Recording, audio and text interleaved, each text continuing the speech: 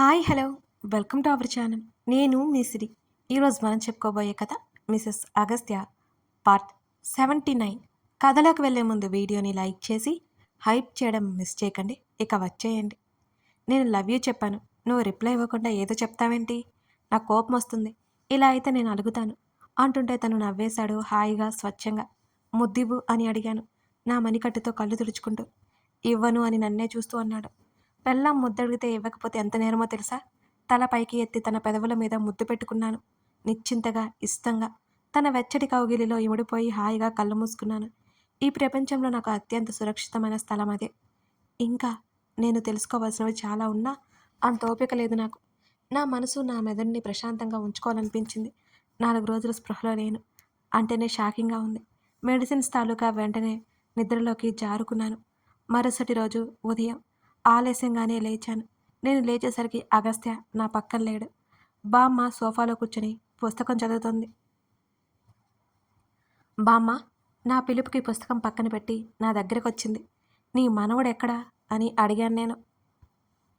ఏదో చిన్న పని ఉంది, గంటలో వచ్చేస్తాను అని వెళ్ళాడు అని చెప్పింది బామ్మ. నన్ను వాష్రూమ్కి తీసుకెళ్ళింది. కుంటికాలతో నడవాల్సిన పరిస్థితి మరి నాది. కాలు చెయ్యి విపరీతమైన నొప్పి. దానికి తోడు తల మీద పెద్ద దెబ్బ. బాబోయ్, ఒళ్ళంతా హోనమే నాకు. బ్రష్ చేసుకుని వచ్చి కూర్చోగానే బామ్మ టిఫిన్ పెట్టింది. కాసేపటికి డాడీ కూడా అక్కడికి వచ్చారు. మెడిసిన్స్ వేసుకుని వాళ్ళతో మాటలు మొదలుపెట్టాను నేను. ఇన్ని మాటలు మాట్లాడుతున్నా కానీ డేవిడ్ టాపిక్ మా మధ్య రాలేదు. డాడీ సాయంత్రం వస్తానంటే వెళ్ళిపోయారు. డాడీ వెళ్ళిన అరగంటకి అగస్త్య వచ్చాడు. పొద్దున్నే ఎక్కడికి వెళ్ళావు అని నేను అడుగుతుంటే వంట రెడీ చేయించాలి అని అంటూ బామ్మ వెళ్ళిపోయింది. చిన్న పని పడితే వెళ్ళాను. కానీ ఎలా ఉంది ఇప్పుడు? పెయిన్ ఉందా అని షర్ట్ తీసి పక్కన పడేస్తూ రిలాక్స్డ్గా బెడ్ మీద కూర్చుంటూ అడిగాడు అగస్త్య. పెయిన్ ఉందా అంటావా? నొప్పికి చస్తున్నా అనుకో. ఎన్ని మెడిసిన్స్ వేసుకున్నా కాసేపు తగ్గుతుంది, ఆ తర్వాత నొప్పి మామూలే అని ఏడుపు మొహం పెట్టి చెప్పాను నేను. తగ్గుతుందిలే, దాని గురించి ఆలోచించుకుంటూ మెల్లిగా జుట్టు సవరిస్తూ చెప్పాడు నా చెంప మీద చేయి వేసి. అంతలోనే తన వేల వైపు చూసుకుంటూ, డర్టీగల్, స్నానం చేయలేదా నువ్వు అని విసుగ్గా చూశాడు అగస్త్య. నీకు జాలి, దయ, కరుణ అనే ఎలిమెంట్స్ ఏమైనా ఉన్నాయా మిస్టర్? కాళ్ళు చేతులు విరిగి నేను బెడ్ మీద పడితే స్నానం చేయలేదు అని తిడతావా? నేను ఎలా చేయాలి అని కోపంగా అరిచేశాను. నా జుట్టు మొత్తం నీట్గా పైకి సర్ది కొప్పు పెట్టేశాడు అగస్త్య. ఇడియట్, నానమ్మ ఇప్పటి వరకు ఉందిగా, ఏం చేస్తున్నావు నువ్వు అని కళ్ళు చిట్లించి చూశాడు. అమ్మమ్మ అడిగింది కానీ నేనే వద్దు అని చెప్పాను అని వెర్రిగా నవ్వాను. 4 రోజుల నుంచి బెడ్ మీద పడి ఉన్నావు అని అంటూ నన్ను లేపి బెడ్ చివరన కూర్చోబెట్టాడు అగస్త్య. చేతి కట్టు తడవకుండా సెట్ చేశాడు. వెంటనే మోకాల మీద కూర్చొని కాలికి ఉన్న కట్టు తడవకుండా కూడా సెట్ చేశాడు. ఇప్పుడు నువ్వు స్నానం చేయిస్తావా అని అడిగాను నేను. ఏం డౌటా అని అంటుంటే, వద్దు బాబు నాకు సిగ్గు అని తెగ మెరకలు తిరిగిపోతుంటే, షటప్ అని కసిరాడు రాక్షసుడు. అబ్బబ్బా, ఉంటారు, ఇలాంటి వారు ఉంటారు, ఇలాంటి మనుషులు ఉంటారు. అప్పుడప్పుడు రాళ్ళ కంటే దారుణం వీళ్ళు. నేను అలిగినట్టు ముఖం పెట్టుకున్నాను. తను గీజర్ ఆన్ చేసి వాటర్ సెట్ చేసి తిరిగి నా దగ్గరికి వచ్చాడు. నన్ను చేతుల్లోకి తీసుకున్నాడు. నాకు చాలా సిగ్గేస్తుందని తన ఎదలో నేను ముఖం దాచుకున్నాను. తను నా చెవిలో చెప్పిన మాటలకి అదిరిపడి వెంటనే కళ్ళు దించేసుకున్నాను. నా శరీరం మీద తన చెయ్యి పడగానే బీడివారిన నేల మీద మొలకెత్తిన ఫీలింగ్ కలిగింది. అసలు కళ్ళు తెరవలేదే నేను. ఆ వెచ్చటి నీరు నా శరీరం మీద పడుతుంటే కాస్త ఉపశమనం కలిగినట్టుగా ఉంది. భర్త స్థానంలో ఉండి తల్లిలా సేవలు చేస్తున్నాడు. టవల్ చుట్టేసి జాగ్రత్తగా నన్ను బయటికి తీసుకొచ్చేశాడు అగస్త్య. పసిపిల్లలా చూసుకున్నాడు నన్ను. నా అల్లరికి తడిచిన తన బట్టలు మార్చుకుని నా పక్కన కూర్చుని బెడ్ మీద వాలిపోయాడు. మరో అరగంటకి జ్యూస్ పంపించింది బామ్మ. వద్దంటుంటే బలవంతంగా తాగించాడు అగస్త్య. నా కళ్ళలో నాకే తెలియని కన్నీళ్లు తిరిగా. తను సీరియస్గా చూశాడు నా వైపు. నీలాగా రాక్ కాదు నేను. హ్యాపీనెస్ అయినా సాడ్నెస్ అయినా బయట పెట్టుకున్నా నేను ఉండలేను. సో తప్పదు మిస్టర్ హస్బెండ్. మెల్లిగా తన ఒడిలో తల పెట్టుకుని సెటిల్ అయిపోయాను నేను. తను మెల్లిగా నా భుజాలు వత్తుతూ ఫోన్ని చూసుకోసాగాడు. తను చాలా చాట్ చేస్తున్నాడని అర్థమైంది. తన పెదవి మీద తనదైన నవ్వు. అప్పుడప్పుడు కన్నింగా ఉంటాడలా. ఎవరికి మూడిందో మరి. తన నవ్వు చూస్తే నాకు అలాగే అనిపించింది. నేను వెల్లెలికలా పడుకొని తన ముఖంలోకి చూస్తూనే ఉన్నాను. తన చెయ్యి నా మెడని, భుజాలని, కణతలని నొక్కుతూనే ఉంది. కాసేపటికి ఫోన్ పక్కన పెట్టి నా వైపుకు చూశాడు అగస్త్య.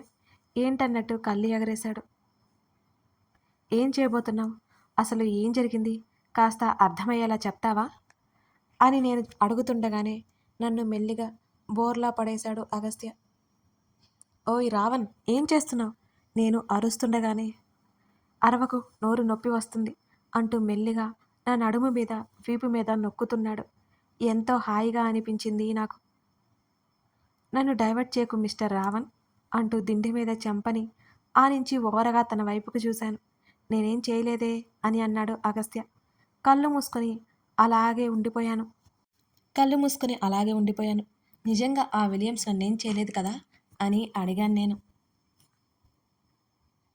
తనకి కోపం వచ్చిందేమో. నా నడుము బలైపోయింది. నేను గట్టిగా అరిచాను తన వల్ల. నేను 10 days పైన ఎక్కడో ఉండొచ్చాను. నీకేం అనిపించడం లేదా అని అలాగే కళ్ళు మూసుకొని అన్నాను. ఏమనిపించాలి? నడుము బాగా. అతడి వేళ్ళ ఒత్తిడికి శరీరం అంతా ఉపశమనం కలుగుతుంది. సాక్షాత్తు ఆ దేవుడే తన భార్యకి పరీక్ష పెట్టాడు. ఆఫ్టర్ ఆల్ మనమెంత అని నేను అంటుంటే, నేను రాముణ్ణి కాదు, నువ్వు సీతవి కాదు, నోరు మూసుకొని పడుకో అని మరింత సీరియస్గా చెప్పాడు అగస్త్య. అదే అంటున్నా, నువ్వు రాముడివి కాదు, నా రావణుడివి అని కిలకిలా నవ్వేశాను నేను. నువ్వు నీ పిచ్చి పోలిక అని తిట్టాడు. ఆ విషయంలో రాముడితో పోలిస్తే రాముడే బెటర్ అన్నాను నేను. సిరి ఆడియో స్టోరీస్ అందరికీ నా నమస్కారం. అయితే మీతో నేను ఒక చిన్న విషయం చెప్పడానికి ఇలా వచ్చాను. అంతరాయానికి క్షమించండి. ఆల్రెడీ ఈ విషయం మీకు తెలుసు, బట్ మళ్ళీ చెప్తున్నానంటే ఇది చాలా ముఖ్యమని మీరు అర్థం చేసుకోవాలి. మీకు తెలుసు, యూట్యూబ్ నియమాలు చాలా కఠినంగా ఉంటాయి. ఒకసారి ఆ కారణాల వల్ల మన మెయిన్ ఛానల్కి ఏదైనా ఇబ్బంది అనిపిస్తే మనమంతా దూరం కాకుండా, మన మధ్య ఆ అటాచ్మెంట్ తగ్గకుండా మనకి మరో ఛానల్ ఉందండి. అది సిరి డైరీస్ అండి. మీరు వెంటనే ఆ ఛానల్ని సబ్స్క్రైబ్ చేసుకోండి, ఇప్పటి వరకు చూడని వాళ్ళు ఉంటే. ఎందుకంటే ఒక్కొక్కసారి మనకే తెలియకుండా ఏదైనా జరగచ్చు కదా. నేను ప్రతి యూట్యూబ్ నిబంధనని ఫాలో అవుతాను, కానీ ఎప్పుడేం జరుగుతుందో తెలియదు. కాబట్టి మనమంతా ఎప్పుడు ఇలాగే స్టోరీస్ ఇచ్చుకుంటూ కలిసి ఉండాలంటే మీరు తప్పకుండా సిరి డైరీస్ని సబ్స్క్రైబ్ చేసుకుంటారని ఆశిస్తున్నాను. ఇక కథలోకి రండి. ఆ రావణుడికి బోల్డంతమంది కావాలి, నేను కూడా అదే రూట్లో వెళ్ళనా అని కళ్ళెగరేశాడు. చంపేస్తా అని కోపంగా అన్నాను. ముందుకు వంగి నా మెడ వెనుక భాగంలో ముద్దు పెట్టుకున్నాడు. ఏంటి కోపమే? నువ్వు నావాడివి, కేవలం నా ఒక్కదానికే సొంతం, తేడా వస్తే తోలు తీసేయడమే అన్నాను కాస్త ఓవర్ యాక్షన్ చేస్తూ. తన మునివెళ్లతో గిలిగింతలు పట్టసాగాడు. కనీసం పక్కకు తిరిగే కెపాసిటీ కూడా లేక తన స్పర్శకి ఉక్కిరి బిక్కిరి అయిపోయాను కాసేపటి వరకు. ఓయ్, నాకొక సందేహం. ముఖ్యమైన లవ్ స్టోరీస్ ఉన్నాయా నీకేమైనా అని వెల్లెలికిలా తిరగడానికి ప్రయత్నం చేస్తుంటే మళ్ళీ బార్లా పడేశాను నన్ను. అబ్బా రాక్షసుడా అంటుంటే కాసేపు నీ నోటికి రెస్ట్ ఇచ్చి పడుకో అని అన్నాడు అగస్త్య సీరియస్గా. అంటే నీ లైఫ్లో నాకంటే ముందు ఎవరో ఉన్నారన్నమాట. దొంగవి నువ్వు, అందుకే నాకు చెప్పకుండా నాటకాలు వేస్తున్నావు అన్నాను నేను రోషంగా. అవును, ఒక అమ్మాయి ఉంది, నా ఫస్ట్ లవ్ అంటున్న తన మాటలకి నా ఒళ్ళు మండిపోయింది. కోడి కూరలో ఉడికిపోయాను లోపలే నేను. తను నా పక్కన చేరి నన్ను తిప్పాడు. తన వైపుకి తిరగాలంటేనే విరిగిన చెయ్యి ఉంది, మరోవైపు తిరగాలంటే తనకు వీపు పెట్టాలి. పెద్ద తిరకాసు వచ్చి పడింది నాకు ఆ సమయంలో. అప్పుడు నేను ఆ లవ్ మ్యాటర్ తెలుసుకోకపోతే నాకు మనశ్శాంతి ఉండదనిపించింది. చెప్పి తీరాల్సిందే తను. నేను పట్టుబట్టాను. చెప్తావా లేదా అని తల మాత్రం పక్కకు తిప్పి తన వైపు చూశాను. నాట్ ఇంట్రెస్టెడ్ అంటున్న తన మాటలకి నాకు ఒళ్ళు మండిపోయింది. ఓయ్ బడాయిపోతున్నావు, చెప్పమంటే అని గట్టిగా అరిచాను. చెప్పను, ఏం చేస్తావా? కనుబొమ్మలు ముడివేసి చూశాడు. నువ్వు చెప్పలేదు అంటే నేను అలుగుతాను అని అన్నాడు ఏడుపు మొహం వేసి తను. ఇప్పుడప్పుడే నీతో నాకేం పనిలేదు, అలుగు అంటూ బహుశా అలసట తాలూకానేమో కళ్ళు మూసుకున్నాడు తను. ఇది చాలా అన్యాయం, పళ్ళు కొరుకుతూ అన్నాను నేను. తనేం మాట్లాడలేదు. నా చేతిని మెల్లిగా తన ముఖం మీదకి తీసుకుని వెళ్ళాను. ఓయ్ చెప్పు అని తన ముక్కు మీద కొన మీద గిల్లాను. ఏం చెప్పాలి అని అడిగాడు. నీ ఫస్ట్ లవ్ గురించి చెప్పు అని నేను ఊరుకోకుండా అడుగుతూనే ఉన్నాను. తను ఇంక నా వైపుకి కళ్ళు తెరిచి చూడనే లేదు. అవసరమా ఇప్పుడు అని అడిగాడు అగస్త్య. నాకు మండిపోతుంది చెప్తున్నా. చెప్పాక ఇంకా ఇంకా మండిపోవచ్చేమో. తగలబడిపోతాం అవసరమా నీకు అని అడిగాడు. చెప్పకపోతే ఉడికిపోతాను. చెప్తే సైలెంట్ అవుతాను అన్నాను నేను. ఎవరైనా తన ప్రేమ గురించి పెళ్ళాంతో చెప్పుకుంటాడా? దానివల్ల నష్టాలు చాలా చాలా ఉంటాయి అని అన్నాడు తను. అబ్బో! ఏంటో ఆ నష్టాలు అని సాగదీశాను. అబ్బా! దేన్ని వదలవుగా అంటూ కళ్ళు తెరిచి చూశాడు అగస్త్య. అంతా నీ వల్లే. ముందు ఆ నష్టాలేంటో చెప్పు అని తొందర పెడుతూనే అడిగాను నేను మళ్ళీ. ఏం లేదు సెనోరిటా. నిన్ను కిస్ చేయాలని వచ్చాను అనుకో. అప్పుడు నీకు ఆ అమ్మాయి గురించి గుర్తుకు వచ్చింది అనుకో. తనని ముద్దు పెట్టుకున్నావేమో అనే డౌట్ నీకు రావచ్చు కదా! అప్పుడేమవుతుంది? అని కనుబొమ్మలు ఎత్తి చూశాడు అగస్త్య. ఏమవుతుంది? అని అడిగాను నేను కనురెప్పలు టపటపలాడిస్తూ. ఆ అమ్మాయిని ముద్దు పెట్టుకున్నావా? ఇలాగే కిస్ చేశావా? లేక వేరేలా కిస్ చేశావా? ఎన్నిసార్లు కిస్ చేశావు? ఆ అమ్మాయిని కిస్ చేసి నన్నెలా కిస్ చేయాలనిపించింది? అని అడుగుతావా లేదా? తన మాటలకి నోరు తెరుచుకొని చూశాను నేను ఆశ్చర్యంగా. అందుకే వైఫ్ దగ్గర అన్నీ చెప్పకూడదు అంటారు. ముఖ్యంగా ప్రేమించిన అమ్మాయి గురించి అస్సలే చెప్పకూడదు అని అన్నాడు అగస్త్య. నువ్వు అనుకునే అంత ఉండదు. కొంతమంది నిజాయితీపరులు కూడా తన ఫస్ట్ లవ్ గురించి వైఫ్తో చెప్తారు అన్నాను నేను నమ్మకంగా. తను చిన్నగా నవ్వి, అలా చెప్పినవాడు వాడు తీసిన గోతిలో వాడే పడతాడు. ఆ అమ్మాయి అతన్ని ఎంత నమ్మినా ఆ మొగుడు ఇంకా ఆ అమ్మాయితో టచ్లో ఉన్నాడా లేదా అనే అనుమానం వస్తుంది. ఇది ఫ్యాక్ట్. ఆ అమ్మాయిది ఏమీ తప్పు ఉండదు కానీ ఆ అమ్మాయి బుర్ర ఊరికే ఉండనివ్వదు కదా అన్నాడు పెదవి విరిచి లాజిక్ తీస్తూ అగస్త్య. అయితే ఇప్పుడు నాకు చెప్పవన్నమాట అని పళ్ళు కొరుకుతూ చూశాను నేను. ఏదేదో చెప్పి డైవర్ట్ చేస్తుంటే నాకు మండుతుంది కదా. మండదా ఏంటి? ఇంకా చాలా నష్టాలున్నాయి.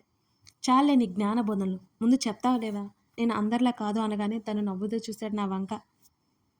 ఎందుకా నవ్వు? ముందు చెప్పు అని అన్నాను నేను అరిచేస్తూ. ఎవరో అమ్మాయి గురించి మాట్లాడితేనే నీ ముఖం చూసావా? కారం తిన్న కాకిలా మారిపోయింది. పొసివ్నెస్ నీ ముఖంలో క్లియర్గా ఉంది అని అన్నాడు తను. అదేం లేదు, జస్ట్ క్యూరియాసిటీ అంతే. నీకు నచ్చిన ఆ అమ్మాయి ఎవరో ఏంటో అని కవర్ చేసుకున్నాను నాకు నేను. నిజానికి తనకి ఫస్ట్‌లో ఉందంటేనే నాకు డైజెస్ట్ చేసుకోవడం చాలా కష్టంగా ఉంది మరి. ఉండదా ఏంటి?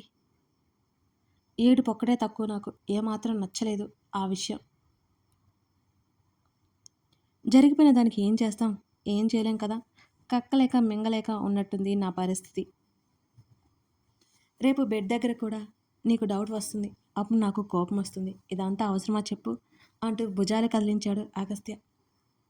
నాకు అవసరమే. చెప్తావా లేదా? అని ఆవేశంగా అడిగాను ఈసారి. తను మోచేతిని బ్యాలెన్స్ చేసుకొని తల కిందకు పెట్టుకొని నా వైపుకు తిరిగి చెప్పాలంటావు. సరే విను. అప్పుడెప్పుడో ఫారెన్ నుంచి వచ్చాను. ఫ్రెండ్ కాలేజీకి వెళ్ళాను. ఫ్రెండ్ కోసం వెయిట్ చేస్తూ బయట ఉన్నాను. మబ్బులు పట్టి వర్షం వచ్చేలా ఉన్నాయి ఆకాశం సూచనలు.